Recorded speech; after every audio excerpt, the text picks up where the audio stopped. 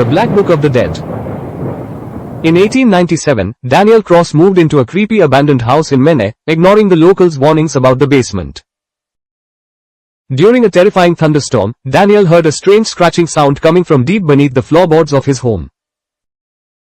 Armed with a flashlight, Daniel ventured into the basement and found a hidden stone door covered in mysterious symbols. As soon as Daniel touched the door, the ancient symbols glowed with a ghostly light and the door creaked open. Inside, he found a dusty black book with a chilling warning on the first page: "Do not read the final page." After reading the final page, a ghostly woman's voice whispered Daniel's name from upstairs, even though he was completely alone.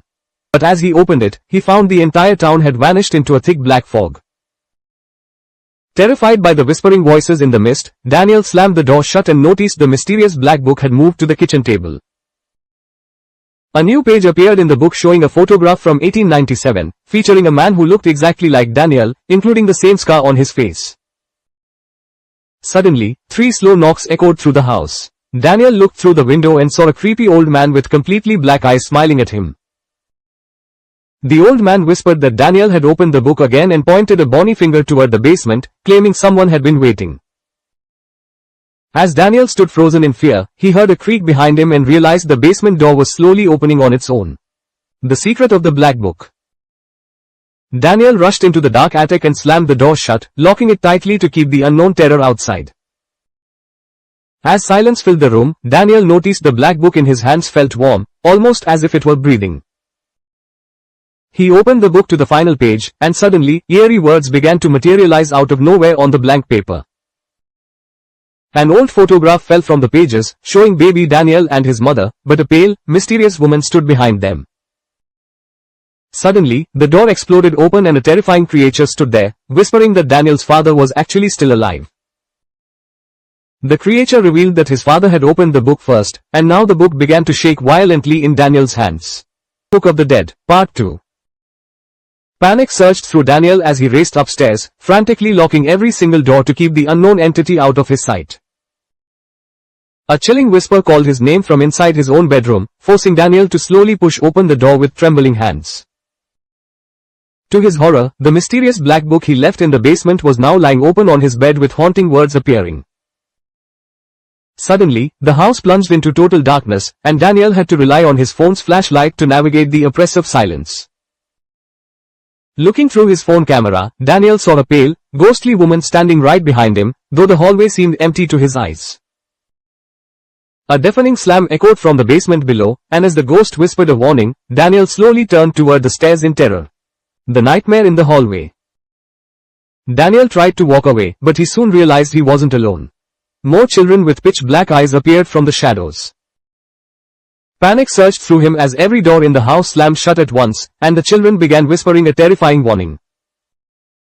A heavy, guttural breathing echoed from the basement, and 3 long, pale fingers slowly clawed through the wooden door. Screaming in terror, Daniel bolted upstairs, only to find a pale, ghostly woman waiting for him at the end of the hall.